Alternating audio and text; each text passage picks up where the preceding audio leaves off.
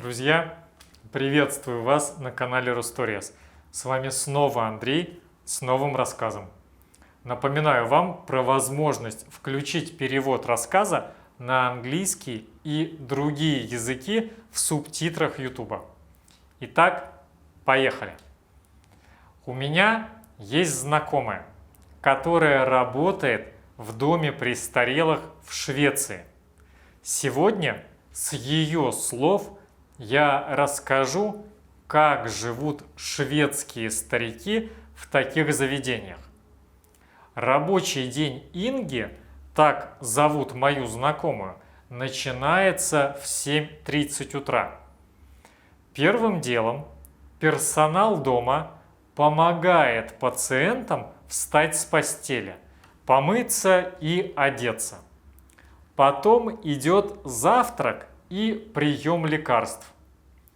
Некоторые пациенты хотят прилечь и подремать после завтрака, и им тогда тоже нужно помочь.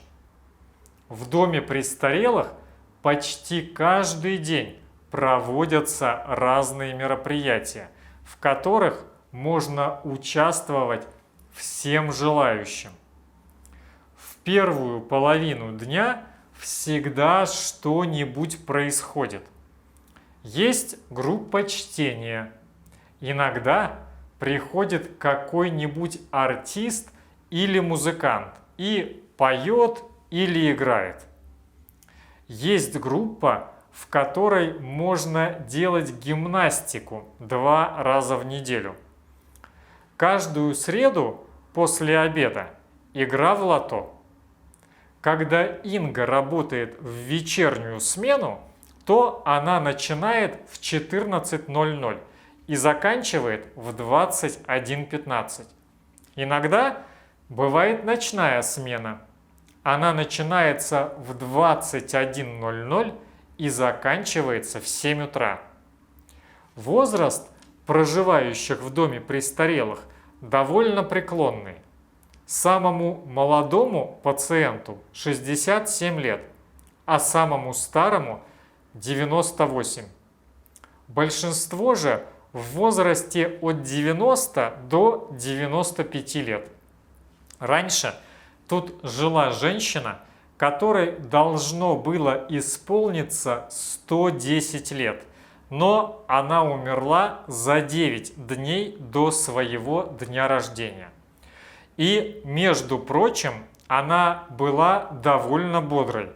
Силы начали покидать ее всего за пару месяцев до смерти. А так она еще ходила, ела самостоятельно, и голова у нее была совершенно ясной. Проживание в шведском доме престарелых платное. Иногда случается, что кто-то не в состоянии оплачивать свое проживание. В этом случае, если пенсии не хватает, то государство выплачивает старикам специальное пособие. Но о таком пособии для пребывания в доме престарелых нужно специально ходатайствовать, писать заявление, заполнять бланк. Этим обычно занимается заведующая. Оплата для всех пациентов одинаковая. У каждого есть своя маленькая квартирка с одной комнатой и встроенной кухней. Мебель разрешено привезти из собственного дома. Квартплата составляет 3000 крон в месяц, но проживающие здесь также дополнительно платят за медицинское обслуживание и за питание. Персонал, то есть те, кто работает здесь, получают от 22 до 26 крон в месяц до налогов. Если они работают на полную ставку. Бывает доплата за неудобное рабочее время, которая считается с 19 до 21:00 и за ночную смену с 21:00 до утра. Также дополнительно оплачивается работа в выходные или праздничные дни. Работать в доме престарелых довольно тяжело, поэтому среди молодых большая текучка. Но самое тяжелое в такой работе – это не физическое напряжение, а психологическая нагрузка. Существует масса современных приспособлений, чтобы поднимать пациентов. А вот справиться со стрессом, оставаться всегда добрым и отзывчивым – это не для всех.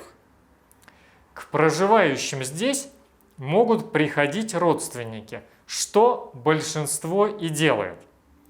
Часто родственники приходят во время еды и помогают кормить тех, кто сам уже не справляется. Сразу заметно, как лучше начинают чувствовать себя пациенты, когда к ним приходят дети или внуки. Попасть в дом престарелых непросто. Многим старикам приходится стоять в очереди. Даже если у пожилого человека есть дети и можно было бы жить у них, старики часто сами не хотят этого делать. В Швеции, если старики остаются одни, можно привлечь услуги помощи на дому. Но правда в том, что пожилым людям часто очень одиноко, а вот в доме престарелых не скучно. Здесь можно пообщаться с другими людьми, послушать музыку, попеть самому или хором. А хочешь побыть один? Пожалуйста, идешь в свою квартиру и закрываешь за собой дверь. Личное пространство – святое дело. Если кто-то не хочет ходить в столовую, он может есть в своей комнате. Ему принесут еду туда. Инга работает здесь уже 13 лет. Она считает, что для работы в доме престарелых нужно сильно любить людей, а особенно стариков. Иначе с такой работой не справиться. Лучше поискать другую. Друзья, вот такие впечатления у нашего сегодняшнего героя. Если вам понравилась наша история, поставьте лайк этому видео, чтобы как можно больше людей смогли его посмотреть. А у меня на сегодня все. Спасибо, что смотрели этот выпуск. Огромной вам удачи и пока!